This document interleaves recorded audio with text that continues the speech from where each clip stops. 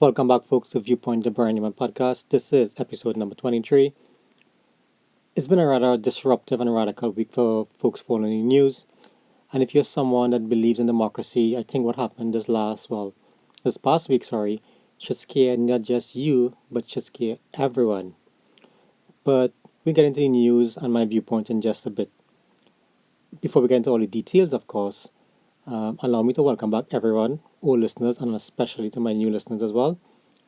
Of course, for the benefit of our new listeners, I want to say you can find this podcast on YouTube, iTunes, Google Podcasts, Twitter, and for international listeners, you folks can check us out on Spotify as well. Don't forget to like, subscribe, and share this podcast with your friends and your family members as well. So, folks, are you feeling the Christmas spirit? I mean, this is one of my favorite time of the year, and I try to find the positive, the positive vibes and everything, especially at this point in time of the year. But wow, this year, I mean, this year has to be one of the gloomiest Christmas that I've ever witnessed in Trinidad and Tobago. And having said that, let's get into it. With all the job loss going on out there, with all the unemployment, with people unable to get a job, with the impact that COVID-19 has had on the economy, whereby it has basically decimated certain parts of the economy, the industries that are no longer in existence, given what has happened with COVID-19. And probably they were facing hard times even before COVID-19. But with the coming together of COVID-19, it was almost like a perfect storm that led to their total annihilation. I'm using these words as though they may sound harsh, but it is the reality. I mean, you just take a walk in the mall and see what's going on, and you very well understand what's going on. I mean, you look for the positive vibes throughout this whole Christmas season, but you can't help but have. I mean, I know I do. I don't know about you guys, but I hope you guys feel the same way as I do. Feel sorry for all these people who have lost their jobs, and you have to wonder what kind of Christmas are they going to have? I mean, how are they going to be dealt with? How are they going to be taken care of? I mean, yeah, the government had some social programs, a system of the rents, but how much, how lenient could a tenant be with regards to rental income? Because at the end of the day, they need that rental income to help them provide for their families as well. And you all know what happened with that whole thing. But in any event, I digress. Back to the main issue. I mean, what took place this last week in Parliament with regards to this entire procurement regulation and how the government basically gutted the act. I mean, can you imagine this government remove from the procurement regulator certain aspect under his purview, aspects such as legal, financial, accounting and auditing, government to government, medical services. I mean, what in God's name is that about? Medical services? You remove from the procurement regulator the ability for public oversight for medical services. That has to be so far reaching, so out of line. I mean, what are they planning? What are they up to? They have basically, with the passage of this procurement regulation, the amendment said, they have regulated the procurement regulator, no pun intended, to the point where he's now a toothless bulldog. You ever hear that entire description? He has no power in any significant matter going forward. He is now the procurement regulator of box trains, pavements. That's the kind of contract he's gonna get to renew now. Was that the intention of the act? Of course not. The act was passed with a special majority to ensure that certain aspects of our rights were not in line, and that's why they needed a special majority to pass it. And now they're just destroying the act with a simple majority. I mean, this whole hullabaloo about this independent senators supporting the government, at the end of the day, I don't see these independent senators as being independent at all. I've said that in my previous podcast. They were appointed by the president, and the president was appointed by the government of the day because of their majority in parliament. There are no independent senators. There, this word independent is used out of context. I've always been one who have who look forward to the day when Trinidad and Tobago move towards a system of government more in line with the United States operation in terms of how their Congress operates. Because at the end of the day, everyone has an opinion, and there's nothing wrong with having an opinion. You believe in something, go out there, talk about it, debate it, defend it, stand up for it, let people know how you feel about it, and then if you so want to go up for election of office, at the end of the day, we know where you stand, and we have the ability to decide if we want to put you into office or not. Don't hide behind these terminologies as independent senator, and when when you make a decision at how you some sort of god in parliament. No, you're not. And like I said, she voted for the amendments, and that's her right. And I don't support her in that decision, but like I said, I support the fact of her having her right to do what she thinks is best. Time will judge the outcome of what she did. And then moving forward on the next aspect of this whole procurement stuff is this senator, Paul Richards. All of a sudden, he wants to take Jillian John to the Privileges Committee for her comments and criticizing the senator in terms of how she voted and whatnot. Where was Paul Richards when he was some radio announcer? Was he Mr. Independent back then? Huh? Was he Mr. Privilege Committee back then? Did he have an opinion? Did anyone say anything about him? How is it now all of a sudden he becomes holier than thou? What cloth did they cut him out of all of a sudden? These people with their double standards and their hypocrisy is amazing to me at some points in time. But as I've said, I don't believe in this whole aspect of independent senators. I'm afraid in terms of what they did with that procurement regulation thing. I see in the manner in how the government continuously operates, it's taking us down a road. We are every day we are beginning to look more and more like Venezuela, and that is scary because everything that Venezuela recently had the election on December 6th, right? Where Maduro is claiming that he got 91% of the votes. I mean, 91% of the votes. Who say things like that? Who does things like that? What and recently the OAS had a meeting with regards where they extended the sanctions against Venezuela to October 2021, I believe it was. And Trinidad and Tobago abstained from the vote. What is this country? What is this prime minister affiliation with this Maduro guy? Maduro is a known narco trafficker wanted by the United States. He's a dictator. The people in Venezuela are suffering. You guys, folks, you can see it in Trinidad. They come to Trinidad just to have a living, just have a way of life, just to exist. That's why they come in here. They're not coming here because Trinidad and Tobago is better than Venezuela in terms of how they operate. I mean, it's about survival for them. I've mentioned this before in my episode. But this prime minister seems to like Maduro for some unknown reason. We're not going back to the whole Delcy Rodriguez PDVSA and shipment of fuel to Venezuela.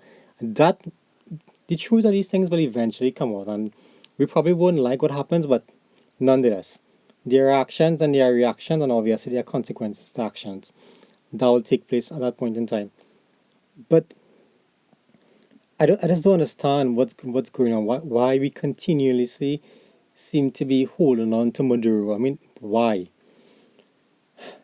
It's amazing that this prime minister will hold Maduro till the very end. Till it may very well come to the detriment of this country in terms of his affiliation with Maduro. I figure I know what he's trying to do. He's hoping for some sort of political change in the United States in terms of their election. But like I said before, elections in the United States is over when it's over, and it's not over.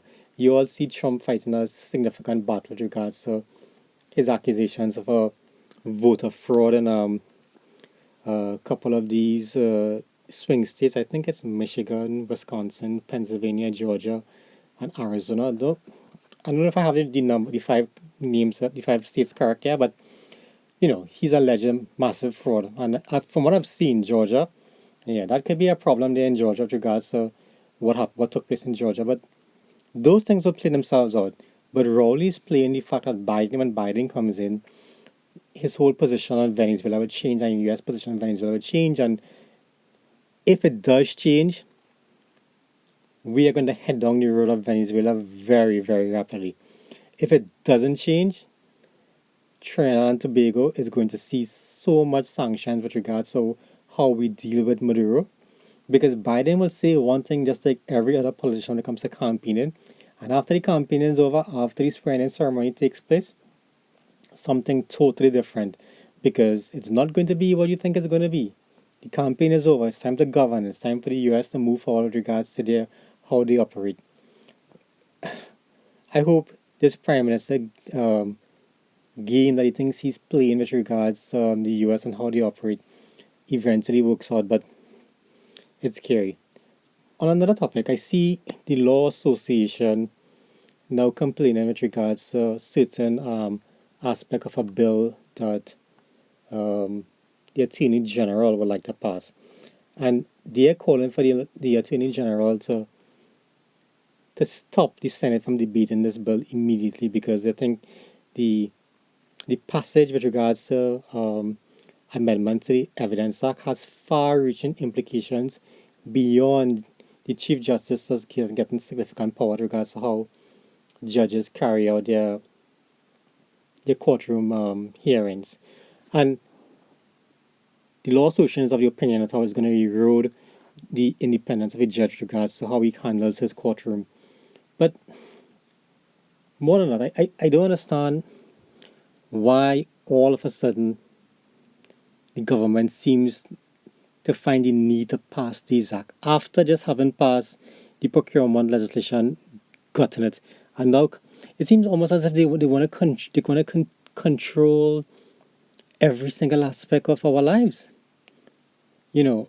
And when they're doing this at the expense of our freedoms and our rights.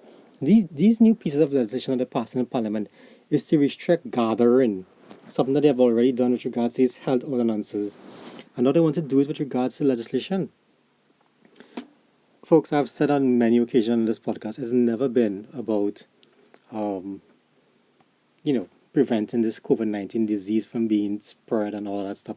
It's always been about control.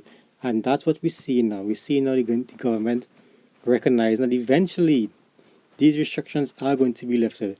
And they now want to pass legislation to continue to control citizens with regards to gathering because at some point in time, the citizens are going to stand up. I honestly believe at some point in time, you know, in any society, when citizens get tired of their rights being eroded, the frustration is going to build with not being able to get a job, not being able to take care of family, and something's going to happen. And this is why this is why they don't want to release the restrictions now because their boy Johnny Ringo, he can't continue to control, um, continue to control the manner in which people operate forever. Even the police service is going to start to feel the pressure eventually. All this talk about Gary talking about pepper spray and insecticide spray, rubbish. Having said that, let me just put it out here that at no point in time do I believe it's right to hit a woman at any point in time. I don't care what the reason is. I mean, no, I don't see that as being right. And I think what they're using this whole issue about violence against women is a diversionary tactic to get away from the main issues facing us right now, especially as it relates to this procurement regulation, and especially as it relates to this whole aspect of these other pieces of legislation that they're attempting to pass. The whole, um, the whole, the whole chambers of commerce, the joint chamber of commerce, the law association, everybody's against these pieces of legislation. But the problem with this whole, when these guys come out and have these opinions, is that they only have it when the interests are being tampered with, when the interests are not aligned to what they're attempting to do. And I honestly believe that institutions such as the Law Association, Joint Chamber of Commerce, all of them, they have an obligation to seek the interests of not just themselves but the population as well, because that's that's where their income their revenue comes from. I mean, by ensuring that we are taken care of as well. But they don't. They only seem to want to talk when their interests are being affected, and that to me in itself is a scary thing. But going back to the whole issue of control and not raising the restrictions and the regulations in regards to COVID-19. Something that interestingly that I've seen come across. Everybody keeps talking about this level of debt that the world is facing, and COVID-19 is impacting significantly on the debts and all that.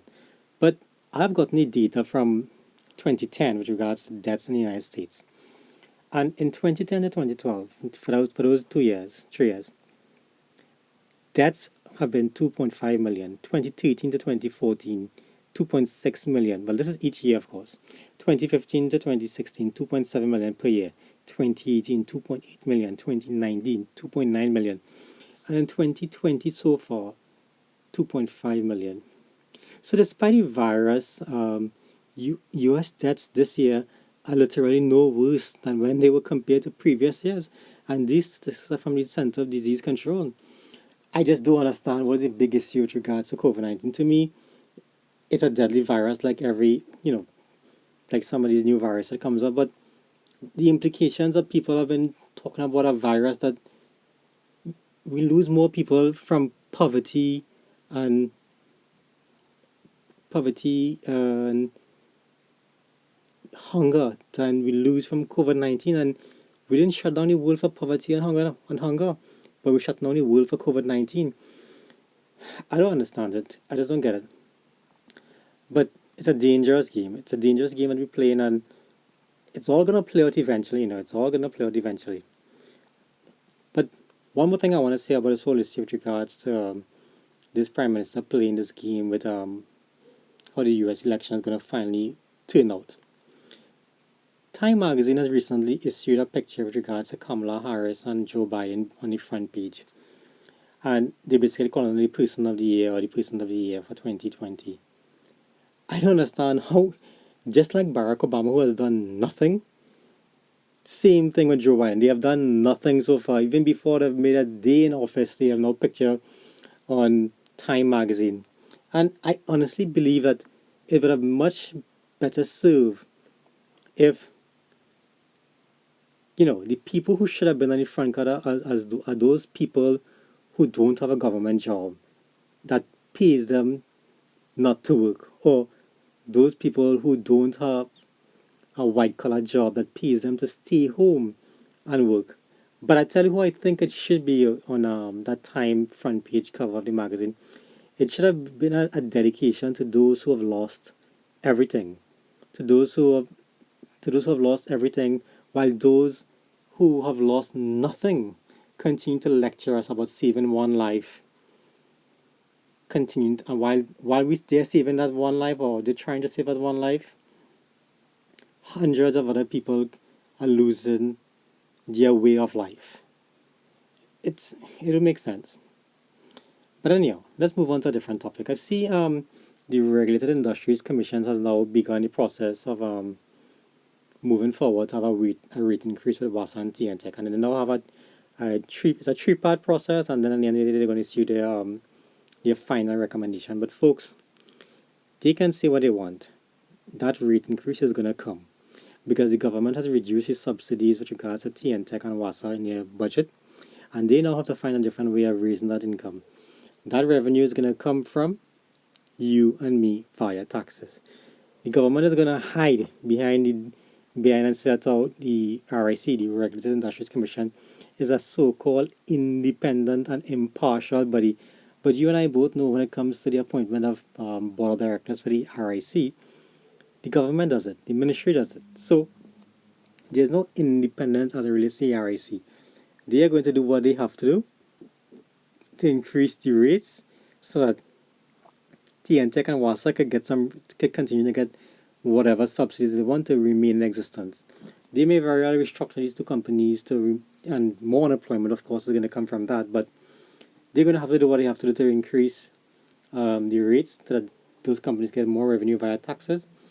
And don't expect to get a better service from WASA. I mean, TNTech has a much better approach or a much better customer service system than WASA, but you're not going to get anything out of the WASA with regards to how they operate. I mean, we in Trinidad and Tobago are lucky to say that we even have water coming through our pipes when it does come through our pipes. Because no matter how much rain falls in Trinidad and Tobago has the most magical dams. No matter how much rain falls, those things never ever fill up. I mean, so that's one aspect of one topic. Sorry, I wanted to talk about again. And now I see another topic I want to talk about is this Minister of Finance Colin Burt with regards to he having some interest in condos in Picton, Newton, I believe it was. Someone of us Picton, Newton. Yeah, Picton, Newton. Now, I have no problem with regards to private citizens continuing to do business, but there's something morally wrong with the Minister of Finance having these sorts of projects undergoing while he's still in office. You see, when when when Donald Trump assumed office, he had some blind trust created whereby his children was operating the companies on his behalf, but he has no part to play. Now, obviously, that may not very well be the case. They may be doing things in the background, but this Minister of Finance, he is director signing off loans for these companies that he's operating while sitting in chair of the Ministry of Finance. That cannot be right on some level.